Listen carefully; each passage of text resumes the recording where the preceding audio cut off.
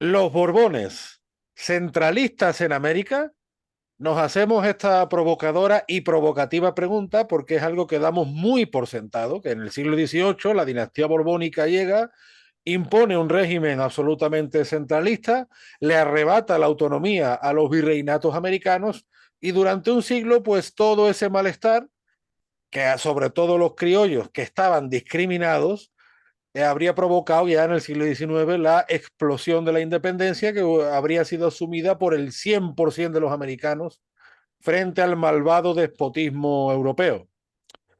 Dicho así, pues bueno, pues suena algo relativamente fácil, pero Emilio Acosta Ramos de Venezuela Provincial y yo no nos acabamos de convencer y por lo menos vamos a intentar, Emilio, dar algunas respuestas, ¿no? A esto que se da por sentado. Y bueno, antes que nada, Antonio, como siempre, darte las gracias por la invitación a tu canal de YouTube, Antonio Moreno Ruiz. Y sí, vamos a estar hablando de este tema, que no es un tema solamente que afecta a América, porque si nos ponemos a ver en España también está este mismo mito, ¿no? Del centralismo español y que al final todo tiene tintes políticos, ¿no? Para, digamos, que arremeter contra una dinastía como la borbónica que al final está todo esto más lleno de mitos que de realidades, ¿no? Claro, además, como tú bien dices, tintes políticos, pero tintes políticos con réditos modernos, que es el problema. O sea, porque claro, finalmente cuando hablamos de historia, hablamos de política o de historia política, si se quiere, pero hay que trasladarse al contexto. Y tú hace poco lo hacías muy bien con Aitor Díaz Paredes a través de su tesis sobre la guerra de sucesión. Le mandamos un saludo. Creo que Aitor es uno de los muchos y buenos historiadores que están saliendo a la palestra sobre este siglo XVIII tan injustamente maltratado. Nosotros lo hemos tratado muchas veces en nuestro programa, pero es que tenemos que seguir haciéndolo porque vemos que los tópicos vuelven a salir, ¿no? Y hay quien te dice, fíjate, hay quien te dice que, claro, no, sí, los Borbones, bueno, quizá en la península no tanto, pero en América sí, porque en América les quitó la libertad, les hizo pagar muchos impuestos, pero tú ya en otros programas has adelantado que esto no cuadra con lo que fue la realidad, porque vemos que en la época borbónica se crean nuevos virreinatos o incluso dentro de ese gran contexto virreinal surgen nuevas capitanías con bastante poder de decisión, ¿no? Sí, por supuesto, pero yo creo que primero tenemos que remontarnos un poco al origen de todos estos mitos, ¿no? Uh -huh. Acordémonos del principal mito que es de que con los Borbones no hubo continuidad, no, con el reinado de los Austrias, ¿no? Y como dice el historiador español Cur Bravo, cuando Felipe V llega a Madrid mantuvo al más del 90% de la administración de Carlos II Uh -huh. en consejos, secretarías, etcétera. También hubo estabilidad en cargos militares y de gobierno. Es decir, entre Carlos II y Felipe V lo que hay es una continuidad, nada de ruptura, ¿no? Como algunos pretenden decir. Y bueno, en realidad comparado con el reino de su abuelo, o sea, Felipe V se encontró con un reino muchísimo más homogéneo que el francés, por decirlo alguno, ¿no? En lo que un principio se hubiera imaginado. Y de hecho ya había tenido intentos de una mayor uniformación y poder real durante el valimiento de Olivares, ¿no? O sea, el conde duque jamás quiso ni someter a España al resto, a la reforma de Castilla. Lo que quería era una monarquía que dispusiera de una mayor racionalidad a la hora de administrar sus recursos económicos y militares. O sea, Sí, esto se está dando desde los Austrias, que ya estas lo ideas. O decía, sea, que ya lo decía Quevedo, solo Castilla y León y el noble pueblo andaluz llevan a cuesta la cruz. La idea de la unión de armas del conde de Olivares, lo que buscaba, uh-huh, lo como tú bien dices, es la racionalidad, la proporcionalidad, que no solo Castilla cargara con el tributo, además con unas guerras que entraba en la clave patrimonial de los Austrias. Al hilo de lo que dice el amigo Kurt Bravo y al hilo de lo que tú mencionas, otra continuidad, por ejemplo, es la devoción de los reyes españoles a la Inmaculada Concepción. Y vemos como el mismo Kurt Bravo ha aportado Felipe IV, Carlos II y Felipe V, los tres como grandes defensores, y luego no digamos ya en la época de Carlos III, ¿no? O sea que, como tú bien dices, no se da ese odio ni esa ruptura. Sí es verdad que puede haber algún discurso o algún diplomático francés por ahí mal metiendo, pero en líneas generales los reyes, además, no existía el concepto ese de la revolucionario y moderno de la nacionalidad. Los reyes, las casas reales no buscaban eso, porque no les interesaba. O sea, ¿a quién le interesa a Emilio empezar desde cero y barrer todo lo anterior? Es absurdo. No, y algo que funcionaba, como bien ha señalado Kurt Brau, ¿no? Porque es que Carlos II hizo reformas económicas que más bien empezaron a tener una mejoría, ¿no? De aquel declive que venía con Felipe IV, que ya el conde de Olivares quería mantener y cambiar el rumbo, pues con Carlos II se hicieron esas reformas económicas que empezaron en el Resurgimiento español y con Felipe V, con las reformas borbónicas, pues se hace toda una realidad, ¿no? Este resurgimiento español, como dice el historiador Christopher Storr, ¿no? En su libro El Resurgir Español con Felipe V, ¿no? Y bueno, del proyecto como la Unión de Armas del Conde Duque de Olivares, la cual no violaba ningún fuero ni privilegio esencial concedidos por los monarcas, hay que recordarlo. Y también como dice Aitor Díaz Paredes, ¿no? Que lo que antes era con los austrias una monarquía que era polisinodial con el Consejo de Hacienda, el Consejo de Guerra o de Estado, siguen estando ahí con los Borbones, pero supeditados a las secretarías, o sea, al secretario de Indias, al de Hacienda, al de Guerra, que son realmente los ministros del rey y que son tecnócratas, o sea, especialistas en la materia. Y como dice Aitor, o sea, lo que sí pudiera hacer es una centralización fiscal, ¿no? Para que fuera el rey quien recordara los impuestos. Poner Sí. orden con hacer una tesorería general. Y recordemos que en el siglo XVII había 400 rentas que estaban en manos privadas, no estaban en manos del rey, ¿no? De la monarquía. Entonces, con los Borbones se concentran en las rentas provinciales y todas esas rentas provinciales se crean las intendencias, ¿no? Y en América se crean más cajas reales en las provincias, en los virreinatos, o sea, se descentraliza más, no se Justamente. concentra. Es que están contando la historia, Emilio, algunos justamente al revés de lo que pasó en realidad. Exactamente. Y un estudio que nos habla más de esas cajas reales en América son el de las profesoras de la Universidad de Cambridge, Regina Grafe y Alejandra Irigoyen, en su estudio de Political Economy of Spanish Imperial Rule Revised, que está basado en la documentación fiscal de las cajas reales en América, y citan que durante el siglo XVIII hubo un resurgimiento de la mano del rey Felipe V y sus reformas borbónicas a todos los niveles. Y según los datos que ellas aportan, la recaudación fiscal en las provincias de ultramar aumentó de 10 millones de pesos a 80 millones de pesos a finales del siglo XVIII. O sea, vemos una mejora en lo que es en términos fiscales, ¿no? Claro, ¿no? Y que en América se pagaba impuestos, pero oye, que en la península también. Y que en América había trabajo en las minas, pero que en la península también. Y que en América ¿No? había Y el mismo campesinos. Alejandro von Humboldt dice que en América, las provincias de ultramar se pagaban mucho menos impuestos que en la misma península. Eso hay que tenerlo claro. Y claro, y además, ¿cómo iban a perjudicar, digamos, a conciencia a sus súbditos americanos? Es que era ridículo. O sea, estamos partiendo de una mentalidad incluso infantil, pero que viene de una propaganda ya establecida en el siglo XIX, que valgan verdades, Emilio, como propaganda ha sido muy efectiva, porque es que dura 200 años. Pero a poco que uno escudriña en los hechos, el tema, por ejemplo, que tú dices que realmente en tareas de gobierno hay una descentralización. Tú has hablado muchas veces, por ejemplo, del caso de la creación de la Capitanía de Venezuela, cómo es un hecho que hay un progreso de esta zona con Carlos III y Carlos IV, pero también podríamos hablar, por ejemplo, del caso de la Capitanía chilena o del desarrollo espectacular en muy poco tiempo de lo que fue la Luisiana, de esas provincias internas de la Nueva España. Entonces, es que aquí hay algo que está mal desde hace mucho tiempo de lo que nos están contando del siglo XVIII. Claro, mucha gente, algunos con peor o mejor intención, que dicen estar contra la leyenda negra y sin embargo están continuamente hablando mal de este siglo, pero hablando mal sin datos. Entonces, ¿qué nos beneficia hablar mal de esta época sin datos? Que no todo fue color de rosa, por supuesto. Pero entonces, ¿por qué asumimos como un dogma de que los Borbones fueron centralistas y perjudicaron a América? Además, como diciendo, eso tiene un doble discurso. Favorecemos a los europeos y perjudicamos a los americanos. Que no, los hechos no son así. Sí, bueno, es que si te pones a ver, las reformas borbónicas se basaron en tres pilares y uno de esos tres pilares es la reforma militar, con la creación de las capitanías generales, en la Corona de Aragón y no solo en la Corona de Aragón, también lo vemos en Andalucía o en la misma Venezuela en América, ¿no? La Capitanía General de Venezuela. O sea, los reyes lo que querían era un control militar, algo que ya el conde de Olivares tenía pensado con los Austrias.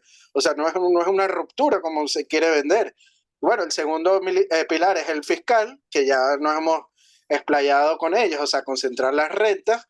Y el tercero es el de los burócratas, ¿no? Esos tecnócratas que son los ministros del rey, que eran especialistas en su materia. O sea, una profesionalización de la administración, por llamarlo de alguna manera, ¿no? Esa es la reforma borbónica, el establecimiento de un Estado como tal.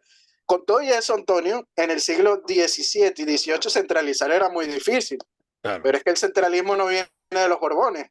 Hay centralismos más exitosos, aunque en sus diversidades, ¿no? Como fueron el británico o el pruso, pero creó gracias a circunstancias como la del tamaño, ¿no?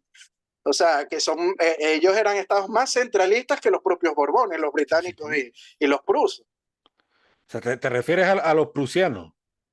Así, a los prusianos, por No, supuesto. pero De además, hecho, Emilio, que es una sí, tendencia que vemos en todas las épocas, porque el Marqués de Pombal en Portugal, o lo que se llamó el josefismo en Austria, o bueno, ya si nos vamos a Rusia con Pedro el Grande, es que no fue distinto. O sea, los Borbones españoles no fueron muy distintos de su contexto. Y hay otra cosa que, por ejemplo, se nos dice de esta época, que es que los Borbones instauran una política de funcionarios, ¿no? Desde Felipe V, pues se mandan funcionarios directamente de la península América, y la conclusión que algunos torticeramente sacan es que esos funcionarios son los que le quitan la representación a los criollos. Pero cuando uno empieza a investigar los datos de los cabildos y las audiencias, vemos que están llenas de criollos.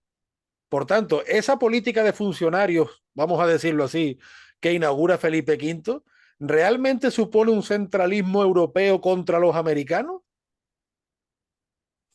es que con los Borbones vemos más presencia de criollos en la administración. Todavía. Vemos todavía mucho más que en la época de los Austrias. Vemos casos como los virreyes de Nueva España, como el conde de Revillagigedo, tiene un nombre muy particular, Revillagigedo. ¿no? Sí, sí, es complicado, complicado.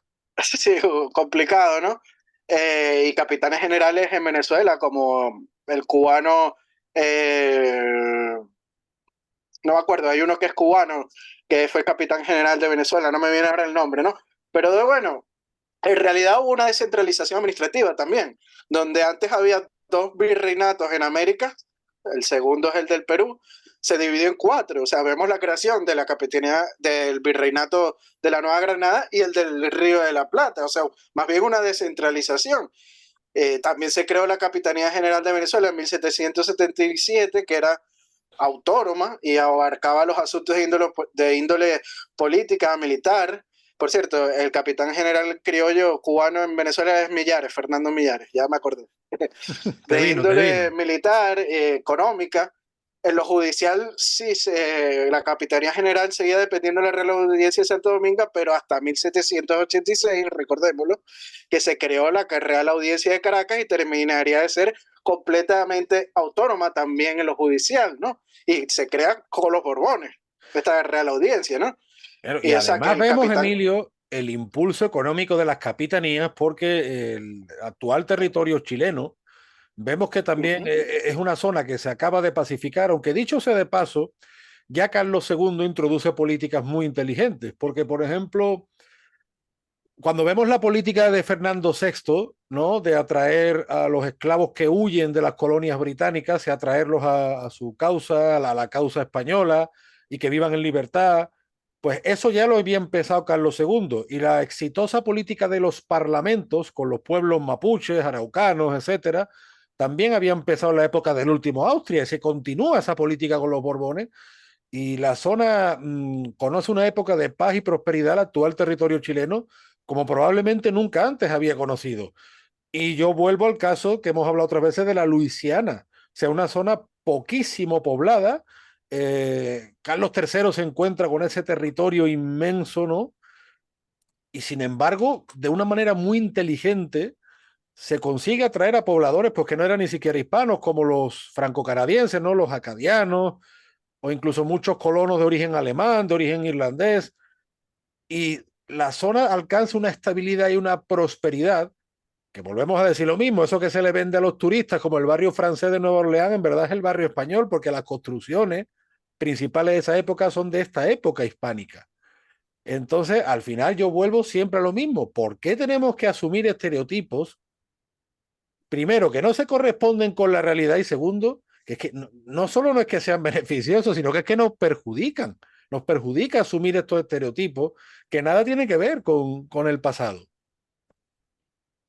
Interesante lo que nombraste ahora de las capitanías generales, ¿no? Porque con los Austrias las capitanías generales como la de Filipinas dependía del virreinato de la Nueva España directamente, ¿no? Y con los Borbones más bien le están dando autonomía política. El capitán general de Guatemala, el de Cuba, el de Filipinas, el de Chile o el de Venezuela, pues eran autónomos, solo rendían cuentas directamente al Consejo de Indias en Sevilla, ¿no? Esto se da con los Borbones. Incluso si nos ponemos a ver la Real Cédula dictada por Carlos III del 8 de septiembre de 1777 con la creación de la Capitanía General de Venezuela, lo podemos observar. Te lo cito. Uh -huh. Aquí ya te lo busco. Ajá. He tenido bien resolver la absoluta separación de las mencionadas provincias de Cumaná, Guayana y Maracaibo, e Isla de Trinidad y Margarita del Virreinato y Capitanía General del Nuevo Reino de Granada, porque hay que decir que los virreinatos también tenían capitanías generales, ¿eh? Y agregarlas a lo gubernativo y militar a la Capitanía General de Venezuela, del mismo modo que lo están lo respectivo al manejo de mi real hacienda de la nueva intendencia erigida en dicha provincia y ciudad primitiva de Caracas, su capital. Asimismo, he resuelto separar el lo jurídico de la audiencia de Santa Fe y agregarla a la primitiva de Santo Domingo. Las dos expresadas provincias de Maracaibo y Guayana, como lo están las de Cumaná y las islas de Margarita y Trinidad, para hallándose estos territorios bajo una misma audiencia y una capitanía general y un intendente inmediatos, sean mejor regidas y gobernadas con mayor utilidad de mi real servicio. O sea, está concentrando todo en la figura del capitán general, o sea, le está dando una total autonomía en cuanto a la administración pública se refiere, ¿no? Y además desde un nuevo punto de vista militar, porque hay que recordar que la monarquía española no tenía grandes ejércitos en América. Y no es sino hasta la época de Carlos III cuando ya se tiene en cuenta esta nueva mentalidad, a partir, como tú dices, del capitán general, que es una figura militar, puramente militar. Y existe también otro mito, Antonio, que es el que los capitanes generales le quitaron poder a los cabildos, pero ese es otro mito, es totalmente falso. Los cabildos seguían teniendo el poder local y lo vemos con el estallido de las guerras de independencia, con la creación de las famosas juntas supremas de los Claro. derechos de Fernando VII, que al final eran juntas que buscaban la separación, ¿no? Y lo vimos después con el estallido de la guerra de independencia. Y te pongo el ejemplo del Cabildo de Caracas, que tuvo el poder mediante un cabildo abierto. Acordémonos que el cabildo abierto es el que se le preguntaba al pueblo, así de dictatorial era la monarquía hispánica, que con ese cabildo abierto destituyeron al capitán general de Venezuela, Vicente Emparan. O sea, aquí se cae otro mito de que a los cabildos se les quitó el poder, ¿no? El poder principal local siempre fue los cabildos y desde ahí se mantuvo, que por cierto, Francisco Núñez del Arco, a quien le enviamos saludos, toca muy bien estos temas en sus obras y en sus artículos. Sí, porque Francisco habla de que América, en la práctica, la América española estaba organizada como en ciudades-estado, y en eso coincide con Tomás Pérez Bejo, un historiador español radicado en México, que dice que él llega a hablar de repúblicas urbanas en la América española. O sea, él describe la América española como una monarquía compuesta de repúblicas urbanas. Coincide mucho con lo que dice Francisco Núñez del Arco y en cómo Francisco Núñez del Arco ha analizado el papel de los cabildos y esa importancia local, esa importancia de las ciudades. Y fíjate, Pérez Bejo añade que, claro, el poder de las ciudades no es, digamos, o sea, es efectivo en tanto y en cuanto que la ciudad decide quién es vecino y no necesita el consentimiento del rey para ello. esto a día de hoy puede parecer pecata minuta, pero en aquella época tenía una importancia muy directa. O sea, no es, por ejemplo, que te digo yo, Arequipa, que toda la campiña dependiera exclusivamente de Arequipa, no, sino que era el cabildo de Arequipa, ¿no? Quien decidía que fulano o mengano es vecino de esta ciudad. Entonces, claro, todas esas grandes ciudades pues abarcaban asimismo las zonas rurales, que si vemos tampoco es muy diferente lo que ocurre en la península. La península, incluso en el siglo XVIII, como hemos hablado, pues hay zonas que pierden importancia, como Sevilla, zonas que ganan importancia, como Cádiz o la misma Cataluña, ¿no? No digamos la importancia que gana Cataluña en esta época, ¿no? Por más que otra vez volvamos a la propaganda exitosa. La propaganda separatista catalana, por desgracia, ha sido muy exitosa, pero Cataluña vive un antes y un después para su prosperidad en cuanto a la época borbónica. Estos son hechos. Sí, totalmente de acuerdo con lo que he dicho, con lo que dices. De hecho, es un mito concebir que la principal causa de la acepción al austriacismo en la guerra de sucesión en España fuesen los fueros y los privilegios, pues habían absolutistas, ¿no? Inclusive los vascos conservaron sus fueros gracias a que apoyaron a Felipe V y a Cataluña sí se los quitaron, pero pronto consiguieron otros nuevos, ¿no? Que a Felipe V le quitaron hasta los ojos, hay que decirlo así, consiguieron muchísimas digamos, cosas de beneficios, ¿no? O sea, ¿No? vemos Y que el además, Emilio, establecimiento de la compañía.